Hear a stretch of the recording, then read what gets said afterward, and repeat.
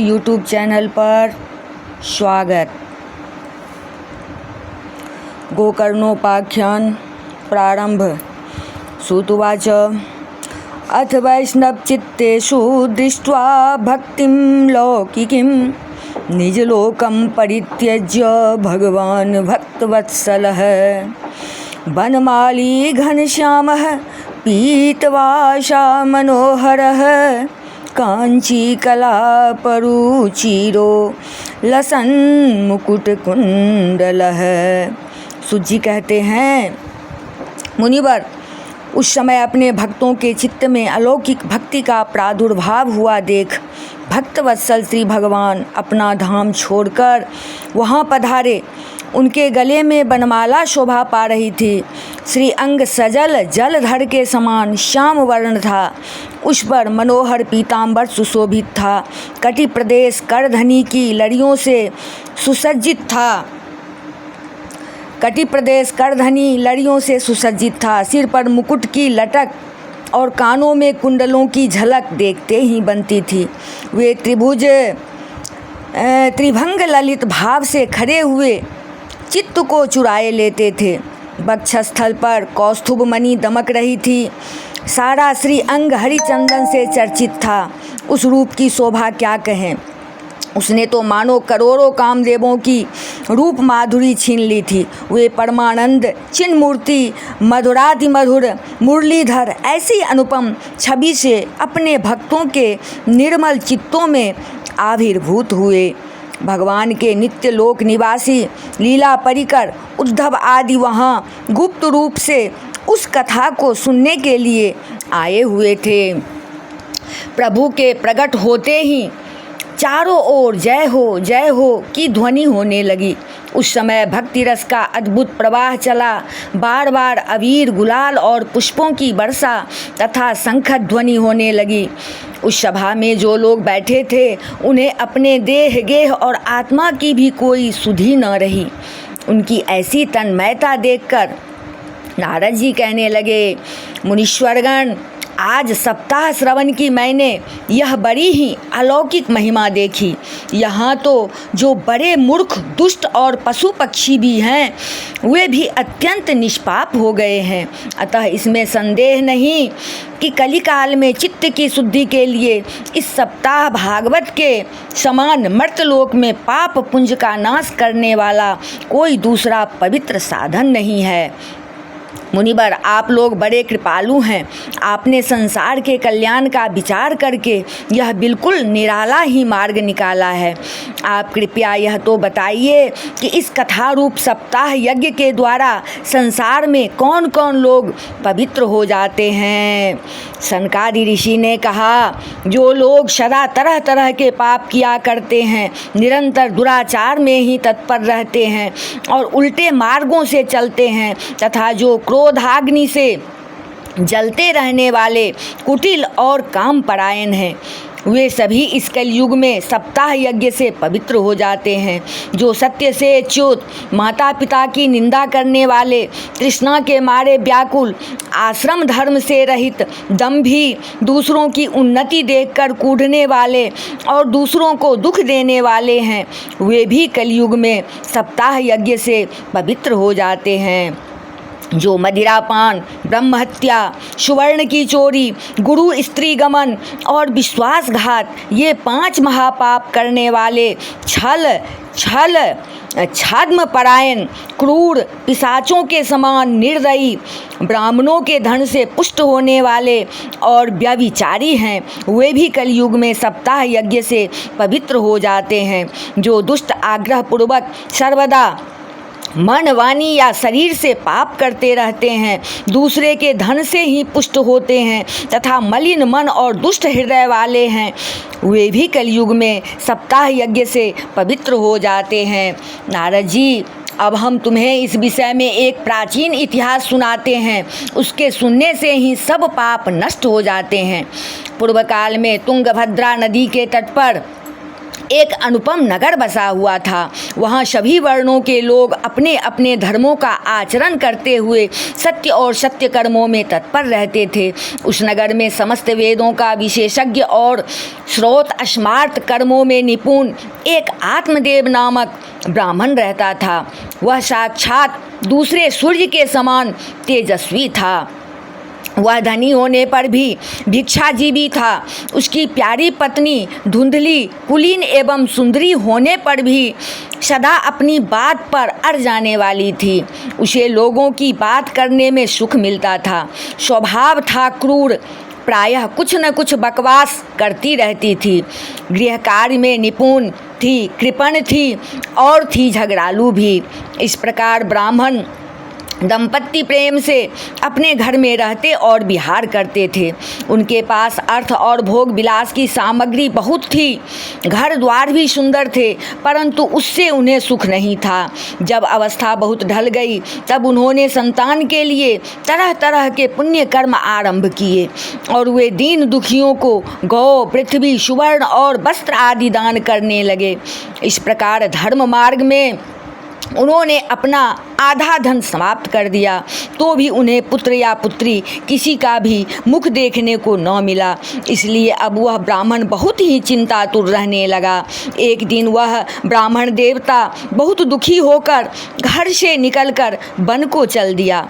दोपहर के समय उसे प्यास लगी, इसलिए वह एक तालाब पर आया। संतान के अभाव के दुख ने उसके शरीर को बहुत सुखा दिया था, इसलिए थक जाने के कारण जल पीकर वह वहीं बैठ गया। 2 घड़ी बीतने पर वहाँ एक सन्यासी महात्मा आए। जब ब्राह्मण देवता ने देखा कि वे जल पी चुके हैं, तब वह उनके पास गया और चरणों में नमस्कार करने के बाद सामने खड़े होकर लंबी लंबी सांसें लेने लगा। सन्यासी ने पूछा, कहो ब्राह्मण देवता, रोते क्यों हो? ऐसी तुम्हें क्या भारी चिंता है? तुम जल्दी ही मुझे अपने दुख का कारण बताओ। ब्राह्मण ने कहा, महाराज, मैं अपने पूर्व जन्म के पापों से संचित दुख का क्या वर्णन करूं? अब मेरे पितर मेरे द्वारा दी हुई जलांजलि के जल को अपनी चिंता जनित सांस से कुछ गर्म करके पीते हैं। देवता और ब्राह्मण मेरा दिया हुआ प्रसन्न मन से स्वीकार नहीं करते।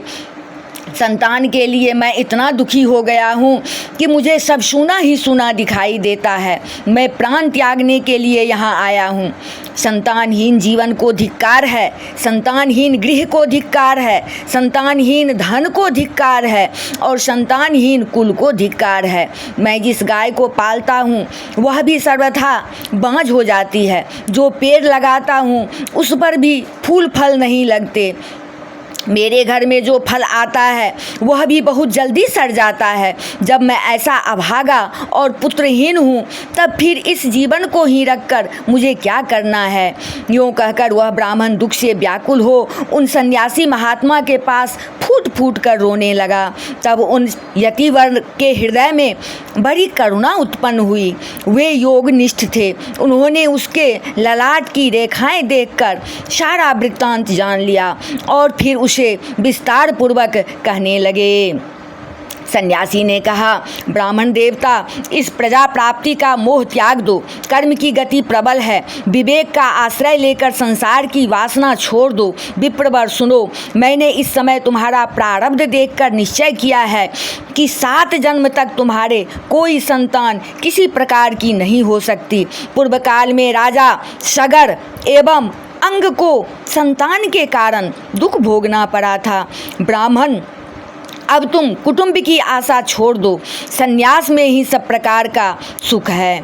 ब्राह्मण ने कहा, महात्मा जी, विवेक से मेरा क्या होगा? मुझे तो बलपूर्वक पुत्र दीजिए, नहीं तो मैं आपके सामने ही शोक मूर्छित होकर अपने प्राण त्यागता हूँ। जिसमें पुत्र स्त्री आदि का सुख नहीं है, ऐसा संन्यास तो सर्वथा निरस ही है। लोक में सरस तो पुत्र पौत्र आदि से भरा पूरा गृहस्थ आश्रम ही है। ब्राह्मण का ऐसा आग्रह देखकर उन तपोधन ने कहा, विधाता के लेख को मिटाने का हठ करने से राजा चित्रकेतु को बड़ा कष्ट उठाना पड़ा था, इसलिए दैव जिसके उद्योग को कुचल देता है उस पुरुष के समान तुम्हें भी पुत्र से सुख नहीं मिल सकेगा। तुमने तो बड़ा हठ पकड़ रखा है और अर्थों के रूप में तुम मेरे सामने उपस्थित हो। ऐसी दशा में मैं तुमसे क्या कहूँ। जब महात्मा जी ने देखा कि यह किसी प्रकार अपना आग्रह नहीं छोड़ता, तब उन्होंने एक फल देकर कहा, इसे तुम अपनी पत्नी को खिला देना, इससे उसके एक पुत्र होगा। तुम्हारी स्त्री को 1 साल तक सत्य, शौच, दया, दान और एक समय एक ही अन्न खाने का नियम रखना चाहिए। यदि वह ऐसा करेगी तो बालक बहुत शुद्ध स्वभाव वाला होगा। यूँ कहकर वे योगीराज चले गए और ब्राह्मण अपने घर लौट आया। वहाँ आकर उसने वह फल अपनी स्त्री के हाथ में दे दिया और स्वयं कहीं चला गया। उसकी स्त्री तो कुटिल स्वभाव की थी ही। वह रो रो कर अपनी एक सखी से कहने लगी, सखी मुझे तो बड़ी चिंता हो गई, मैं तो यह फल नहीं खाऊंगी। फल खाने से गर्भ रहेगा और गर्भ से पेट बढ़ जाएगा, फिर कुछ खाया पिया नहीं जाएगा, इससे मेरी शक्ति छीन हो जाएगी। तब बता घर का धंधा कैसे होगा। और दैववश यदि कहीं गांव में डाकुओं का आक्रमण हो गया तो गर्भिणी स्त्री कैसे भागेगी। यदि सुखदेव जी की तरह यह गर्भ भी पेट में ही रह गया तो इसे बाहर कैसे निकाला जाएगा। और कहीं प्रसव काल के समय वह टेढ़ा हो गया तो फिर प्राणों से ही हाथ धोना पड़ेगा। यों भी प्रसव के समय बड़ी भयंकर पीड़ा होती है। मैं सुकुमारी भला यह सब कैसे सह सकूंगी। मैं जब दुर्बल पड़ जाऊंगी तब ननद रानी आकर घर का सब माल मता समेट ले जाएंगी और मुझसे तो सत्य शौच आदि नियमों का पालन होना भी कठिन ही जान पड़ता है। जो स्त्री बच्चा जनती है उसे उस बच्चे के लालन पालन में भी बड़ा कष्ट होता है। मेरे विचार से तो बंध्या या विधवा स्त्रियां ही सुखी है।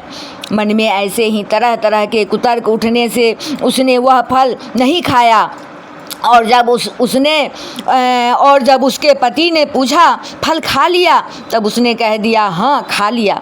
एक दिन उसकी बहन अपने आप ही उसके घर आई।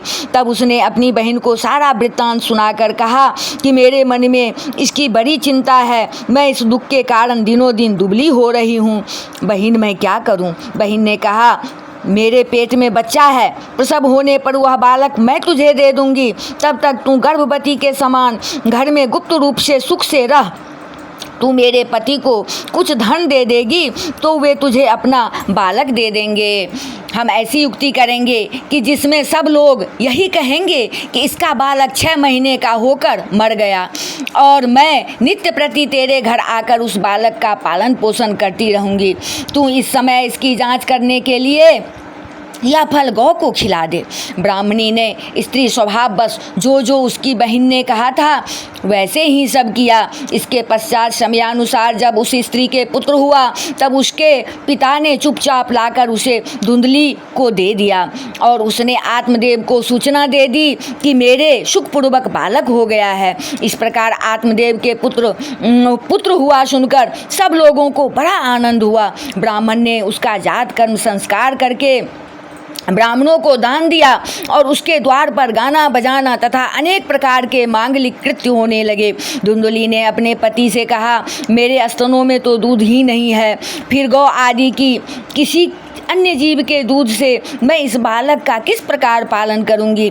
मेरी बहन के अभी बालक हुआ था, वह मर गया है, उसे बुलाकर अपने यहाँ रख लें तो वह आपके इस बच्चे का पालन पोषण कर लेंगी। तब पुत्र की रक्षा के लिए आत्मदेव ने वैसा ही किया तथा माता धुंधली ने उस बालक का नाम धुंधकारी रखा। इसके बाद 3 महीने बीतने पर उस गौ के भी एक मनुष्याकार बच्चा हुआ। वह सर्वांग सुंदर, दिव्य, निर्मल तथा सुवर्ण की सी कांति वाला था। उसे देखकर ब्राह्मण देवता को बड़ा आनंद हुआ और उसने स्वयं ही उसके सब संस्कार आदि किए। इस समाचार से और सब लोगों को भी बड़ा आश्चर्य हुआ और वे बालक को देखने के लिए आए। तब आपस में सब कहने लगे, देखो भाई, अब आत्मदेव का कैसा भाग्य उदय हुआ है। कैसे आश्चर्य की बात है कि गौ के भी ऐसा दिव्य रूप बालक उत्पन्न हुआ है। दैव योग से इस गुप्त रहस्य का किसी को भी पता न लगा। आत्मदेव ने उस बालक के गौ के समान कान देखकर उसका नाम गोकर्ण रखा। कुछ काल बीतने पर दोनों बालक जवान हो गए। उनमें गोकर्ण तो बड़ा पंडित और ज्ञानी हुआ, किंतु धुंधकारी बड़ा ही दुष्ट निकला। स्नान शौचादि ब्राह्मणोचित आचारों का उसमें नाम भी न था और न खान पान का ही कोई परहेज था। क्रोध उसमें बहुत बढ़ा चढ़ा था। वह बुरी बुरी वस्तुओं का संग्रह किया करता था। मुर्दे के हाथ से छुआया हुआ अन्न भी खा लेता था। दूसरों की चोरी करना और सब लोगों से द्वेष बढ़ाना उसका स्वभाव बन गया था। छिपे छिपे वह दूसरों के घरों में आग लगा देता था। दूसरों के बालकों को खिलाने के लिए गोद में लेता और उन्हें चट कुएं में डाल देता। हिंसा का उसे व्यसन सा हो गया था। हर समय वह अस्त्र शस्त्र धारण किए रहता था और बेचारे अंधे और दीन दुखियों को व्यर्थ में तंग करता था। चांडालों से उसका विशेष प्रेम था। बस हाथ में फंदा लिए कुत्तों की टोली के साथ शिकार की टोह में घूमता रहता। बेश्याओं के जाल में फंसकर उसने अपने पिता की सारी संपत्ति नष्ट कर दी। एक दिन माता पिता को मार पीट कर घर से सब बर्तन भांडे उठा ले गया। इस प्रकार जब सारी संपत्ति स्वाहा हो गई तब उसका कृपण पिता फूट फूट कर रोने लगा और बोला, इससे तो इसकी माँ का बांझ रहना ही अच्छा था। कुपुत्र तो बड़ा ही दुखदाई होता है। अब मैं कहाँ रहूँ, कहाँ जाऊँ? मेरे इस संकट को कौन काटेगा? हाय, मेरे ऊपर तो बड़ी विपत्ति आ पड़ी है। इस दुख के कारण अवश्य मुझे एक दिन प्राण छोड़ने पड़ेंगे। उसी समय परम ज्ञानी गोकर्ण जी वहाँ आए और उन्होंने पिता को वैराग्य का उपदेश करते हुए बहुत समझाया। वे बोले, पिताजी, यह संसार असार है। यह अत्यंत दुखरूप और मोह में डालने वाला है। पुत्र किसका, धन किसका, स्नेहवान पुरुष रात दिन दीपक के समान जलता रहता है। सुख न तो इंद्र को है और न चक्रवर्ती राजा को ही। सुख है तो केवल विरक्त एकांत जीवी मुनि को। यह मेरा पुत्र है, इस अज्ञान को छोड़ दीजिए। मोह से नरक की प्राप्ति होती है। यह शरीर तो नष्ट होगा ही, इसलिए सब कुछ छोड़कर वन में चले जाइए। गोकर्ण के वचन सुनकर आत्मदेव वन में जाने के लिए तैयार हो गया और उनसे कहने लगा, बेटा, वन में रहकर मुझे क्या करना चाहिए, यह मुझसे विस्तार पूर्वक कहो। मैं बड़ा मूर्ख हूँ। अब तक कर्म बस स्नेह पास में बंधा हुआ अपंग की भांति इस घर रूप अंधेरे कुएं में ही पड़ा रहा हूँ। तुम बड़े दयालु हो, इससे मेरा उद्धार करो। गोकर्ण ने कहा, पिताजी, यह शरीर हड्डी मांस और रुधिर का पिंड है। इसे आप मैं मानना छोड़ दें और स्त्री पुत्र आदि को अपना कभी न माने। इस संसार को रात दिन क्षणभंगुर देखें। इसकी किसी भी वस्तु को अस्थायी समझकर उसमें राग न करें। बस एकमात्र वैराग्य रस के रसिक होकर भगवान की भक्ति में लगे रहें। भगवत भजन ही सबसे बड़ा धर्म है। निरंतर उसी का आश्रय लिए रहें। अन्य सब प्रकार के लौकिक धर्मों से मुख मोड़ लें। सदा साधु जनों की सेवा करें। भोगों की लालसा को पास न फटकने दें तथा जल्दी से जल्दी दूसरों के गुण दोषों का विचार करना छोड़कर एकमात्र भगवत सेवा और भगवान की कथाओं के रस का ही पान करें। इस प्रकार पुत्र की वाणी से प्रभावित होकर आत्मदेव ने घर छोड़ दिया और वन की यात्रा की। यद्यपि उसकी आयु उस समय 60 वर्ष की हो चुकी थी, फिर भी बुद्धि में पूरी दृढ़ता थी। वहाँ रात दिन भगवान की सेवा पूजा करने से और नियम पूर्वक भागवत के 10वें स्कंध का पाठ करने से उसने भगवान श्री कृष्ण चंद्र को प्राप्त कर लिया। इति श्री पद्म पुराणे उत्तरखंडे श्रीमद्भागवत महात्म्ये विप्र मोक्षोणाम चतुर्थोऽध्यायः। बोल वृंदावन बिहारी लाल की जय। जय जय श्री राधे।